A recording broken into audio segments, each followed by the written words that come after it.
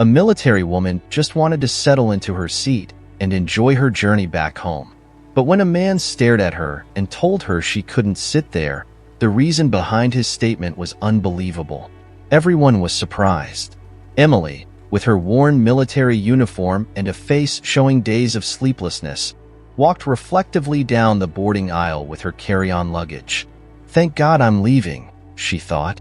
"All I want is to take a bath." She imagined herself at home, soaking in a bathtub full of bubbles, savoring a moment of solitude in the comfort of her house. This situation was vastly different from her daily life in the U.S. Army field, where she endured intense training, rigorous diets, and exhausting missions that drained every drop of sweat from her body. With each step down the aisle towards the aircraft, she felt the weight of uninterrupted weeks of service. As she boarded the plane, her tired eyes scanned the rows of seats, catching the curious glances of passengers as she passed through first class. For a moment, the soldier paused, admiring the spacious leather seats. "Ah, it would be a dream to stretch my legs there," she thought, feeling every fiber of her body pleading for some rest. However, Emily continued her path, recalling the field, the distant sounds of conflict, the biting cold in the trenches. All she desired at that moment was the peace of her home and the comforting embrace of her bed. Upon reaching the back of the plane, she searched for her seat in the economy class, already visualizing the brief relief the flight would provide. She stowed her small carry-on in the overhead compartment, then sat down, settling in and closing her eyes. "Ah, finally," she murmured softly. It wasn't the much-desired seat in the luxurious class, as her modest salary would never allow her to enjoy a trip in that section.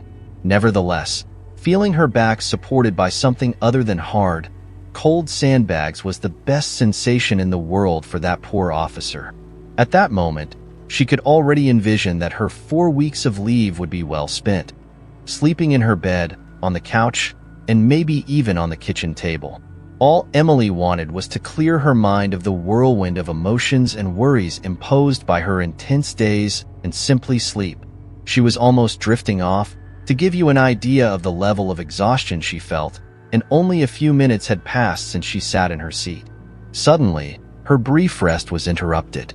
"Excuse me, miss, but you can't sit here," a voice resonated in her ears. It was a calm yet firm voice, which made her quickly open her eyes, startled. When the soldier came to, she saw a man in a suit standing with impeccable posture and a serious look, watching her. Feeling a bit irritated, Emily replied, "Excuse me, but what do you mean I can't sit here? I have my ticket right here. This is my seat." She was already pulling out her ticket to ensure she was indeed in the right place. When she confirmed everything was fine, she extended the ticket toward the man, but he didn't move to take it. Instead, he remained firm, blocking her way with forced politeness. The soldier felt a wave of frustration mixed with perplexity. "What's going on here? Why doesn't this stranger want to leave me in peace in my corner?" she questioned internally. Her exhaustion now gave way to a feeling of injustice. She thought about all the sleepless nights, the sacrifices made for her country, and now she was being prevented from going home. The plane began to fill up, and some passengers cast curious glances at the unfolding scene. The officer, with a mix of fatigue and determination, faced the man. There was something in his look that indicated this wasn't a simple misunderstanding. But why didn't that man want to let her be? Sit there? If she wasn't in her seat, if she was in the right seat, what was the problem then? She wondered. "As I said, you can't sit here," the man reiterated, his soft voice contrasting with the firmness of his words. The tension in the air was palpable as she sat in her seat, staring intently at the man in the narrow aisle of the airplane. Her blue eyes flashed with indignation under the cabin's soft lighting. The man, whom she estimated to be around 45 years old, maintained an almost provocative calm. On the other hand, the woman's patience was hanging by a thread. She responded sharply, marked by physical exhaustion. "But I have the right to be here like anyone else. This is my seat." Her voice resonated with a mix of fatigue and frustration. The confusion began to draw the attention of other passengers. Murmurs and curious glances were directed towards the scene. Some exchanged whispers, questioning the reason behind this unusual interaction. The soldier felt the weight of the stares, but her determination as an officer did not waver.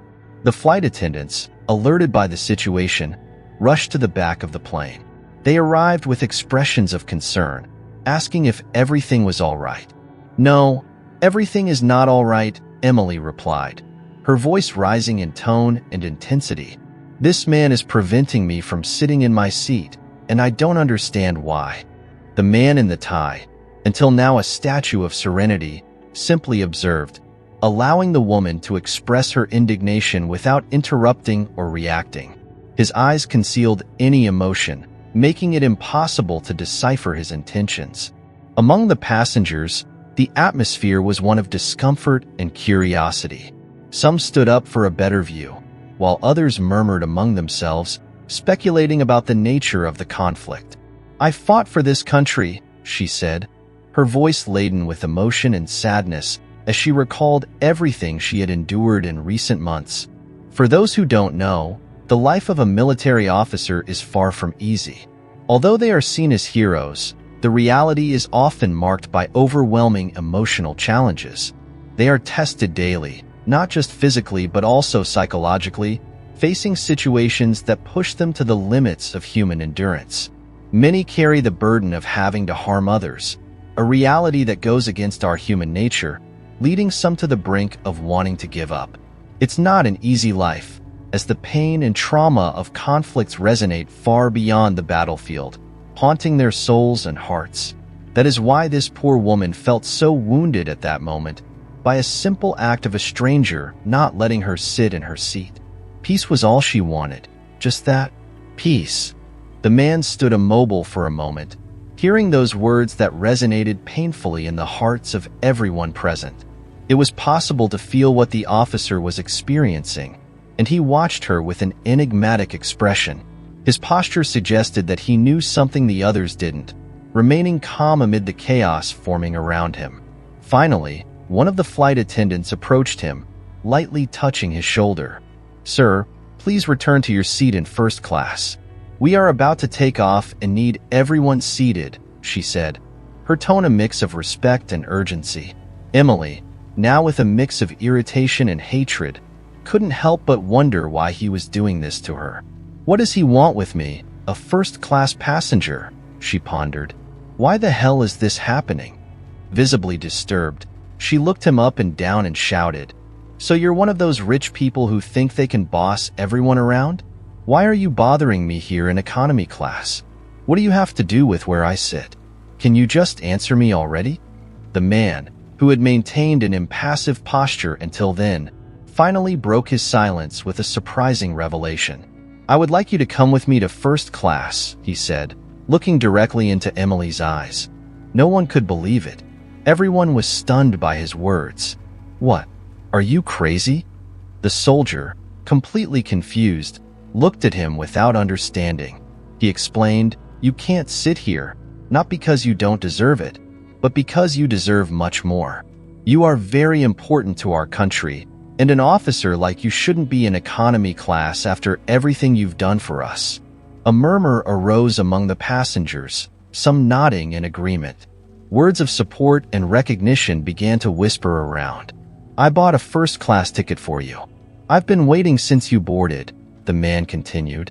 The man revealed this with a tone of respect and admiration, leaving the soldier stunned. She had expected to face just another tiring and uncomfortable flight, but now found herself at the center of an extraordinary situation. Looking around, she saw unknown faces expressing gratitude and admiration. Some passengers began to applaud, acknowledging the sacrifice and bravery of the officer. "Come with me, you won't regret it," the man in the tie said, turning and heading towards the front of the plane, accompanied by the flight attendants. Rising somewhat awkwardly and still trying to process the turn of events, Emily followed the man. She walked down the aisle, now under the applause and respectful gazes of the passengers. Every step felt surreal, as if she were in a dream. "You deserve it, dear," they said. The man guided her to first class, where a spacious and comfortable seat awaited her. Feeling out of place and confused but immensely grateful, Emily took her seat, looking at the man who had completely transformed her journey. As she settled into the seat, it was as if a rainbow exploded in the sky. "Oh my God, how comfortable," she thought. She was still trying to comprehend the sudden change in her reality. This luxurious place was a relief for her body, marked by the fatigue of combat. Every muscle relaxed, something she hadn't felt in a long time. Though she still felt a bit embarrassed by the attention she received, the sensation of comfort was undeniable. Beside her was Michael, the enigmatic man who had brought her there. He introduced himself, and Emily thanked him for his generosity. Her curiosity mingled with slight distrust. Then, the soldier confronted him. "Why did you do this for me? Why did you buy a first-class seat for a stranger?" Michael looked at her, his eyes revealing an emotional depth that surprised her. There was sincerity and respect, rarely seen. "You really don't know, do you?" he murmured, as if about to reveal a secret. She shook her head, confusion evident on her face. Michael then pulled a photograph from his coat pocket. The image showed a little girl, about 6 years old, with a radiant smile that seemed to light up the cabin. Emily felt a tightness in her heart upon seeing the photo, as the little girl looked familiar in a way she couldn't explain. "This is my daughter, Sophie," began the man in the suit, his voice breaking with emotion. "And you, Officer Emily, are the reason she is alive today." Michael's declaration sent a chill down the woman's spine. She looked at the photo and then at the man, trying to connect the dots of a memory that seemed so distant yet so close. "No," she said, her voice trembling with surprise and confusion. "How am I the reason she is alive?" As Michael recounted the story, Emily's mind traveled back in time to a day that now seemed like yesterday.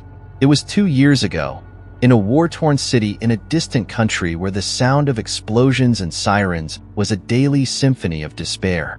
On that particular day, the sky was overcast, the air heavy with the smell of smoke and fear. The soldier and her team advanced cautiously through the pothole-filled streets, alert to any sign of danger. Suddenly, a deafening explosion shattered the silence. The enemy had bombed a nearby building. The impact had turned the walls into a house of cards. But amidst the dust and debris, a high-pitched, desperate scream caught the woman's attention. "My God, someone is still alive in there," her colleague shouted. It was a little girl trapped on the second floor of the building, crying for help from a broken window. Without hesitation, Emily ran towards the building, her heart pounding in rhythm with every step. "Stay here. I'm going to get her," she shouted to her team, ignoring their worried protests. Inside, the chaos was overwhelming, with chunks of concrete, glass, and broken furniture scattered everywhere. The officer climbed the shaky stairs, aware of the imminent danger of the building collapsing completely. Reaching the second floor, she saw the girl, who looked about 4 years old, her large eyes filled with tears and terror. The child's mother lay motionless, buried under the rubble, a cruel fate that had sadly proven fatal.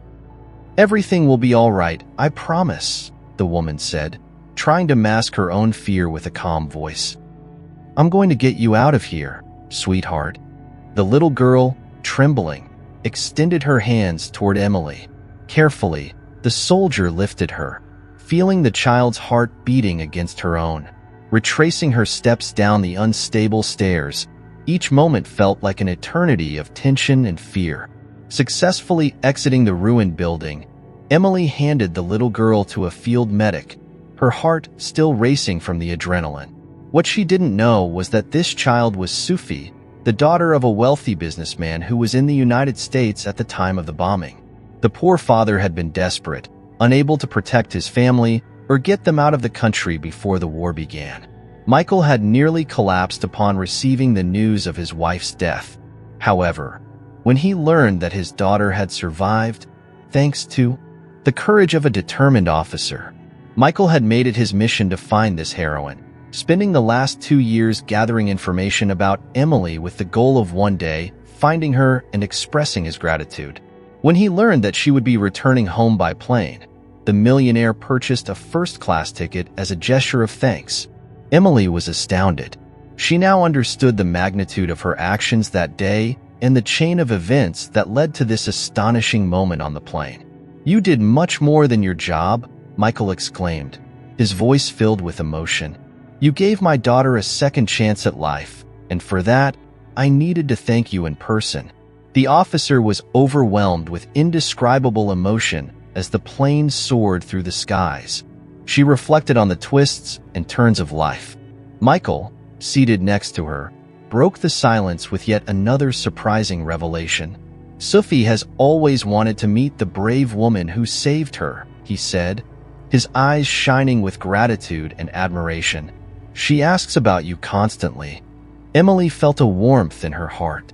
The idea of meeting the girl she had saved seemed to complete a cycle in her life. "I would love to meet her," she replied, a smile forming on her lips. In the weeks that followed, during her vacation period, the officer met with Sophie and Michael multiple times.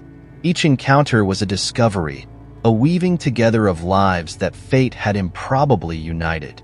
Sophie was a cheerful and energetic child. Every moment with her was a vivid reminder of the preciousness of life.